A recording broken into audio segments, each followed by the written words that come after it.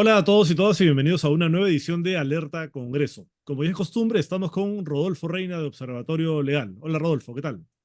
Hola David y saludos a todos los amigos de Epicentro. Bueno, Rodolfo, el tema que nos convoca hoy tiene que ver con el Congreso de la República y el sistema de justicia, específicamente el Ministerio Público, ¿no? Porque hay dos proyectos de ley que plantean declarar en emergencia y reformar el Ministerio Público. Uno de Renovación Popular, que todavía no ha sido presentado oficialmente, pero el borrador estuvo circulando y sabemos por dónde va. Y otros de Perú Libre, ¿no? Además, se trata de dos partidos que están aliados, a pesar de que en la campaña se enfrentaron como si fueran antagónicos o como si estuvieran en las antípodas ideológicamente uno del otro, pero al final han terminado en una alianza para este tipo de temas, ¿no? Para intervenir, por ejemplo, el Ministerio Público. Partidos además cuyos líderes tienen problemas con la justicia. El señor López Aliaga está investigado por lavado de activos y el señor Cerrón está prófugo y ha recibido una nueva condena ahora además. Entonces, eso nos muestra también un poco por dónde van estos proyectos, cuál es el objetivo de controlar el sistema de justicia, en este caso el Ministerio Público. Y además se da en este contexto justamente de un avasallamiento por parte del Congreso de otros poderes y organismos constitucionalmente autónomos. Ya tienen el Tribunal Constitucional, la Defensoría del Pueblo, e incluso yo diría que hasta el Poder Ejecutivo, ¿no? Porque tienen una alianza con el Ejecutivo, pero claramente es el Congreso el que lleva la batuta en esa coalición.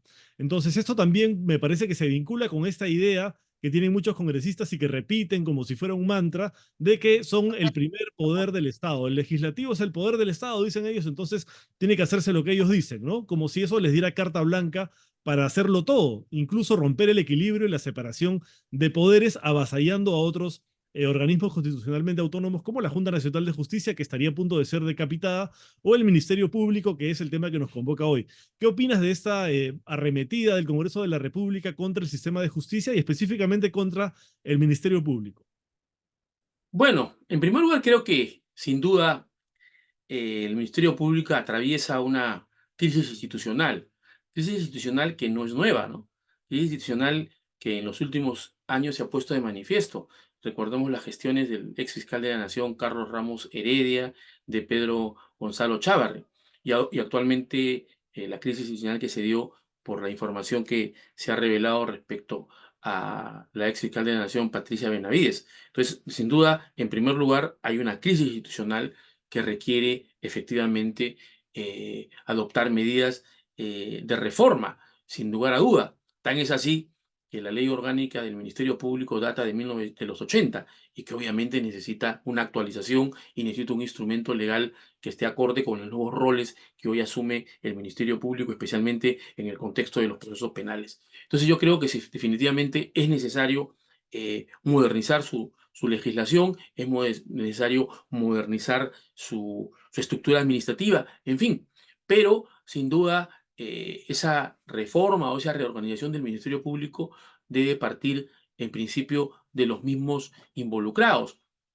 Tan es así que el fiscal de la Nación inclusive ha anunciado hace algunas semanas la constitución de una comisión para elaborar la nueva ley orgánica del Ministerio Público. Creo que en ese contexto debería tener más celeridad y plantear una propuesta en lo inmediato, a efectos de que el Ministerio Público pueda modernizarse, reestructurarse y presentar una estructura más eficaz respecto a los retos que le toca jugar como un actor principal dentro del sistema de justicia. Sin embargo, esta necesidad, sin duda, se ve un poco aprovechada por algunos sectores políticos en el Parlamento que están buscando tener un control político del sistema de justicia. Hoy plantean la reorganización del Ministerio Público, mañana plantearán la reorganización del Poder Judicial, Hay mañana una, plantean... sí, hay una moción para crear una comisión multipartidaria que presente reformas a todo el sistema de justicia también, que ya incluye al Poder Judicial y a la Junta Nacional de Justicia, ¿no? Es claro, entonces vemos actualmente la mayoría parlamentaria en el Congreso eh, ha puesto de manifiesto un interés subalterno de tener un control político del sistema de justicia o de los organismos que forman parte del sistema de justicia. Entonces eso de ahí llama poderosamente la atención y más aún cuando hay una serie de conductas o actitudes del Parlamento que apuntan a eso. No se puede olvidar de las tres mociones para remover a los integrantes de la Junta Nacional de Justicia y y el juicio político que esté en trámite, justamente para también separar a los integrantes de la Junta Nacional de Justicia, porque hay el propósito de controlar este órgano constitucional del sistema de justicia, porque recordemos que el próximo año se va a elegir ya los nuevos miembros y sin duda resulta muy interesado para algunos grupos políticos, teniendo en cuenta que actualmente estamos en proceso de ratificación de los titulares de los órganos del sistema electoral. Entonces, hay temas que ponen de manifiesto o llaman poderosamente la atención o son una llamarada de alerta respecto a estas intenciones de la mayoría parlamentaria de controlar a los organismos del sistema de justicia. No olvidemos también que existen otros tipos de propuestas que también apuntan a lo que tú has llamado esa concepción que tienen algunos congresistas que de que el poder legislativo debe subordinar a los demás poderes del Estado o organismos constitucionales autónomos, cuando en realidad nuestra forma de gobierno diseñada en la Constitución no, no permite o no admite la subordinación de un poder del Estado a otro Claro, o respecto a otro. ellos repiten que son el primer poder del Estado, como si estuvieran por sobre los demás, ¿no? Encima de todos, cuando en realidad de lo que se trata es de que hay un equilibrio de poderes, que ninguno esté por encima del otro, ¿no? Así es, el Tribunal Constitucional en reiteradas sentencias ha establecido eh, los rasgos distintivos de nuestra forma de gobierno, caracterizada por el principio de separación de poderes, por el principio de cooperación, por el principio de balance de poderes, que está regido por mecanismos de coordinación, de control recíproco y de equilibrio de poderes, y sobre todo que ningún poder debe estar subordinado a otro, ni a ningún órgano constitucional autónomo tampoco debe estar subordinado a ningún poder estatal. Y otro principio que finalmente también guía nuestro régimen político, las reglas, cómo se regula el poder en el país, es el principio de solución democrática, donde había un diálogo institucional para solucionar los conflictos, ¿no es cierto? Y que deben existir reglas claras para que en el contexto de un conflicto político, nuestro marco constitucional de soluciones dentro del cauce de la institucionalidad y del diálogo institucional. Estos principios que regulan la forma de gobierno del país, sin duda, por un sector del Parlamento está siendo negado, ¿no? Y parten de la premisa que ellos deben controlar o someter a los demás poderes del Estado y a organismos constitucionales autónomos. Por eso la intención de establecer juicio político al presidente del Jurado Nacional de Elecciones. En algún momento pretendieron limitar el mandato de los titulares de los organismos del sistema electoral. Han establecido inclusive propuestas para establecer juicio político, vale decir, el poder sancionar el Parlamento a los gobernadores regionales. Y sumado a esto, últimamente nos hemos dado cuenta que la agenda de la subcomisión de acusaciones constitucionales está el establecer juicios políticos o antejuicios políticos a los adversarios políticos. Sin duda, lo que está en el fondo es establecer mecanismos para que los mismos actores políticos que están en el Parlamento puedan ser la oferta política en las próximas elecciones de 2026. Todo esto en su conjunto refleja pues lo que se ha llamado esta democracia híbrida, este supuesto nuevo concepto de democracia que tiene rasgos autoritarios o rasgos de, como tú has dicho, de que el poder del Parlamento subordine a los demás poderes del Estado o organismos constitucionales autónomos. Eso implica un riesgo de autoritarismo que debemos alertar. Ujú. Ahora, respecto a la propuesta en sí, que plantea justamente reorganizar el Ministerio Público, lamentablemente no nos puede dejar de recordar la experiencia del Fujimorismo y las comisiones reorganizadoras del Ministerio Público y el Poder Judicial. No nos deja de recordar la, cómo a través de decretos de leyes durante el gobierno de Fujimori se cesaron jueces, fiscales, secretarios de juzgado, etcétera, ¿no es cierto? Cómo se nombró por decretos leyes jueces y fiscales supremos. Entonces, esta mala experiencia nos viene a la memoria con ocasión de proyectos de ley de esta naturaleza. Y como tú has dicho, proyectos de ley de agrupaciones o formaciones políticas en el Parlamento tan disímiles, ideológicamente contrarias, como es Renovación Popular y Perú Libre, pero sin embargo tienen como punto común, lamentablemente, y al igual que otras formaciones políticas en el Parlamento, que tienen a parlamentarios procesados, tienen a expresidentes de la República presos, tienen a altos dirigentes comprometidos en actos de corrupción, hasta líderes políticos, en el caso de Perú Libre, prófugos de la justicia. Entonces, propuestas de esta naturaleza, sin duda, llama poderosamente la atención y ya hacen una llamada de alerta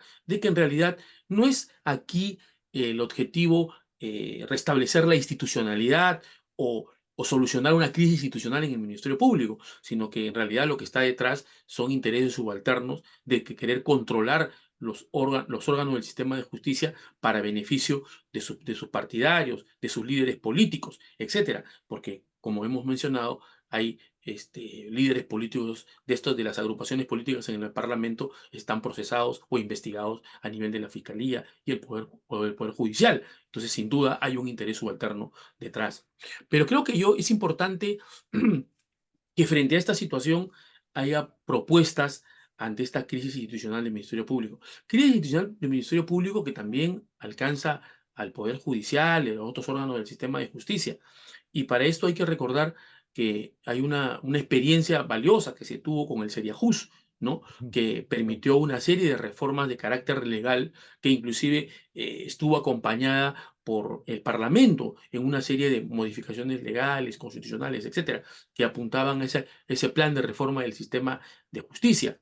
Y no debemos olvidar ya que en el año 2019 existe la ley 30942 que conformó un Consejo de Reforma del Sistema de Justicia que debía revitalizarse, que debía potenciarse e inclusive debería quizás modificarse en su composición para que haya un mayor protagonismo del mundo académico. Creo que en esta comisión de reforma del del sistema de justicia que pone énfasis en los actores Ujú. públicos en el tema del sistema de justicia, porque la mayoría de representantes corresponden a los organismos estatales que tienen vinculación con el sistema de justicia, creo yo que debería ponerse énfasis a representantes de la academia, deberían estar representados eh, las facultades de derecho más prestigiosas del país, Ujú. para que de una manera más objetiva planteen una serie de propuestas. Una de las Inclusive, cosas, sí, perdóname, una de las cosas que me llamó la atención fue que hace poco se convocó al Consejo, la presidenta Boluarte los convocó, fueron los representantes de los organismos más importantes, digamos, constitucionalmente autónomos y de los poderes del Estado, pero no fue el presidente del Congreso. Eso me llamó la atención, porque parece que el Congreso es como si dijera, yo no quiero participar de un consejo en el que voy a tener que dar mi opinión entre varios otros, yo quiero dirigir la reforma del sistema de justicia. claro, ese tipo de ausencias son un gesto político de espaldas a esta comisión que fue creada en el 2019 y donde, como manifiesto, debería perfeccionarse en el sentido de generar pues, una composición diferente, donde no estén mayoritariamente representados los políticos, sino fundamentalmente las facultades de derecho y de las mejores facultades de derecho de este país para que den sus aportes. Hay tantos docentes universitarios, gente del mundo académico que seguramente con mayor objetividad plantearía reformas ya concretas. Y recordemos que existe una política pública de reforma del sistema de justicia que fue aprobada en el año 2021 y tiene el horizonte temporal 2021-2025. Sin duda habrá que perfeccionarla. Entonces yo creo que lo que se debe hacer es perfeccionar esta gran comisión donde hay representantes de los órganos del sistema de justicia incorporando también a representantes de la sociedad civil, específicamente a, a las facultades de Derecho de las universidades más prestigiosas del país. Para eso existe un ranking de SUNEDU, para que puedan de establecer cuáles son las facultades de Derecho más prestigiadas, que tienen un mejor ranking dentro de la ubicación de SUNEDU y puedan aportar a la reforma del sistema de justicia. Pero cuando uno ve también quiénes son los congresistas que están dirigiendo estos ataques contra los otros poderes del Estado, nota que la mayoría provienen de universidades que están muy abajo en el ranking o que incluso están no licenciadas. Por ejemplo, Alejandro Muñante es de la señora Disipán, que está en el puesto 50 del ranking de SUNEDU del 2023. Patricia Juárez de la Villarreal, en el puesto 22. Lady Camones de la Antenor Orreo en el puesto 31. Alejandro Soto, el presidente del Congreso de la Universidad Andina del Cusco, que está en el puesto 45. Entonces, digamos que no están los mejores abogados o los mejor preparados tratando de dirigir una reforma tan importante para el sistema de justicia. Claro, bueno, en general yo creo que una de las grandes tareas de la reforma del servicio civil en el Estado es captar a los mejores. y no los peores. ¿No es cierto? Si nosotros seguramente hacemos un ejercicio de investigación, vamos a preguntarnos si los altos funcionarios de los ministerios provienen de las 10 mejores universidades del país. Si en el Parlamento los altos funcionarios del Estado, el oficial mayor, han egresado de las mejores universidades del país. Y lamentablemente los egresados de las mejores universidades del país a veces no tienen interés en trabajar por el Estado, no solamente por el aspecto remunerativo, sino porque hay una ausencia de meritocracia, porque estos jóvenes egresados de estas mejores universidades del país, sin duda ven en el Estado que lo que prima es el favoritismo, es el clientelismo político y no la meritocracia, porque saben que van a nombrar como gerente general del Poder Legislativo, por ejemplo, a un militante de su partido, a un Ujú. egresado de la universidad, del líder del partido que dirige ese poder del Estado. Entonces, esa falta de meritocracia también hace que los mejores se alejen del Estado. Y yo creo que el gran reto de la reforma del servicio civil, aparte de toda esta estructura normativa que se está planteando, hacia un régimen único, etcétera, lo que debe ser es tratar de captar a los mejores egresados de las mejores universidades del Perú para que se incorporen al servicio civil. Pero lamentablemente esto no ocurre porque hay una ausencia de meritocracia. Y especialmente eso se nota en el Parlamento, en los altos cargos de los ministerios. ¿Quiénes provienen de las mejores universidades del Perú? Es una buena pregunta. ¿Y por qué no captamos a esos mejores para la administración? Ahora, sin duda, el ejemplo que tú mencionas respecto a algunos congresistas, bueno, ellos son funcionarios políticos, ¿no? Donde Claro, han sido teóricamente elegidos. Claro. la exigencia académica no es, pero Ujú. no es el requisito para acceder al cargo, pero sin embargo es un gran riesgo. ¿Por qué no nuestra clase política no está incorpora a los mejores también? ¿Por qué no? De las mejores universidades, a los mejores profesionales, ¿por qué no le estimulamos esa vocación de servicio no solamente en el servicio profesional técnico del Estado, sino también en la función política? Política, claro. Ahí los Claro, partidos porque también tienen responsabilidad, ¿no? De quiénes son, quiénes meten a las listas, por ejemplo, ¿no? Claro, porque deberíamos primar a gente que tenga, que tenga los mejores pergaminos académicos. Yo recuerdo que en el Parlamento pues teníamos en algún momento a Jorge Avendaño Valdés, un jurista experto en derecho civil. Teníamos a Jorge Muñiz, que es un profesor de la Católica. Teníamos a, a Carlos Chipoco, que era profesor de derechos humanos, había estudiado hasta en Harvard. Teníamos a Beatriz Merino, que también ha sido una becaria de Harvard, etcétera. Teníamos una clase política en el Parlamento, teníamos en la presidencia de la Comisión de la Constitución a Henry Pease, un destacado docente, teníamos a Antero Flores Arao, teníamos a Lourdes Flores Nano, que es una destacada abogada, o sea, teníamos Claro. a profesionales de un alto nivel. Ahora existen, es cierto, pero minoritariamente. La mayoría de nuestros políticos en el Parlamento no se caracterizan justamente por tener una formación profesional y un desarrollo profesional que permita que su función política, es cierto, pueda ser mejor. Entonces, Ujú. eso tiene que llamarnos a la reflexión, ¿no? Ok, bueno, de acuerdo contigo en que urge una reforma no solo del Ministerio Público, sino del sistema de justicia, pero que esta no puede ser dirigida desde el Congreso, porque el Congreso es un poder del Estado que no puede intervenir a otros, ¿no? Entonces, es importante la reactivación del Consejo para la reforma del sistema de justicia, que justamente fue creado con esa finalidad. Sin embargo, el Congreso no quiere participar de este Consejo porque ellos quieren hacer la reforma a su medida, porque ya vemos que muchos congresistas justamente están en la mira del sistema de justicia porque tienen procesos, investigaciones, ellos y sus líderes. Entonces, siguen este intento por seguir avasallando instituciones y lo que están haciendo justamente es destruir el equilibrio de poderes, que es uno de los pilares de la democracia. Por eso el peligro de lo que están haciendo. Muchas gracias, Rodolfo, por tu participación en el programa de hoy. Gracias a ti, David, y saludos a todos los amigos de Epicentro. Y muchas gracias a todos los epicéntricos y epicéntricas que están viendo el programa. Si les ha gustado, denle like y compártanlo, por favor. Y nos vemos la próxima semana en una nueva edición de Alerta Congreso. Chao.